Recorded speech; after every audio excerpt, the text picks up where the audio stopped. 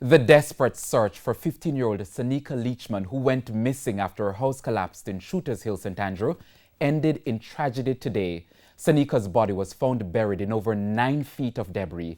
It comes after the lifeless body of the teen's father was found in the same house on Friday. Kelisha Williams has that story. For 15 hours, these brave men have been digging through meters of mud to find Sanika Leachman, who they presumed was buried here after her house collapsed Friday morning, killing the teen's father. The mission had to be called off due to bad weather on Friday, but as early as 5 o'clock Saturday morning, they were back. Life, and we love our little girl, you understand? So we make sure we have to push out the effort to find her. And like Friday, onlookers were out in their numbers, offering moral support. As the hours passed, the anxiety was high. But it was not until 11:30 a.m. that their worst fears were realized.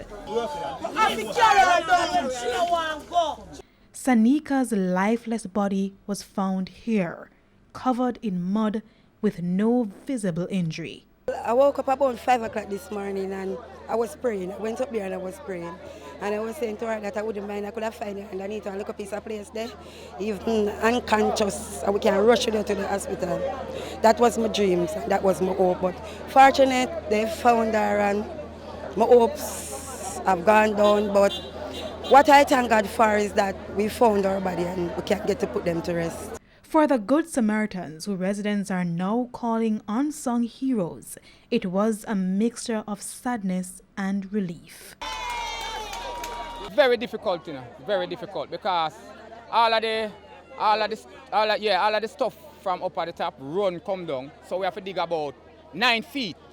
9 feet we have to dig go down before we could have find the body. For the caretaker of East Rural St. Andrew, Joan Gordon Webley, who was also on location, Sanika's death is a personal loss. She had a heart of gold. She was hardworking.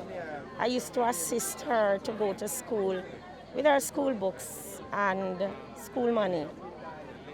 I had promised her that July she would have come and spent a month with me on holidays, but because of the elections I didn't get to do it and I just feel all cut up.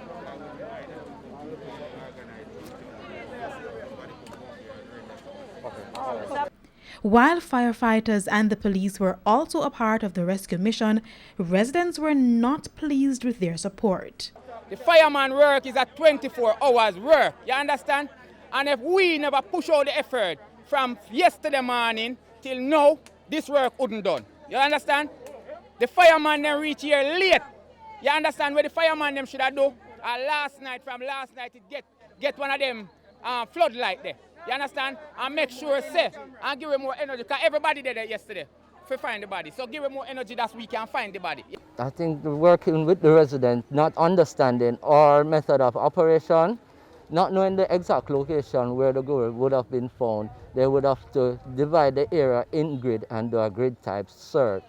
There is no other way of discovering the location of the body unless you had some electronic devices that could use echo sound and detect where the body would have been buried under the ground, which they would use in earthquake type scenarios.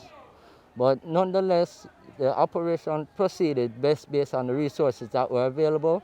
In the meantime, the Member of Parliament for East Rural St. Andrew, Juliet Holness, has committed to providing financial assistance and grief counseling for the family.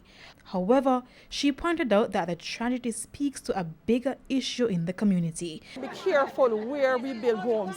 I have to admit, a lot of my constituents are poor. They will explain to you that they're built in the spaces that they have built because they can do better. But I also have a responsibility to ensure that they understand what we are up against. Behind me, you will see sand. Actually, the mountains are built with sand. So up above, they break away. Another big house is coming down. Kelisha Williams, TVJ News.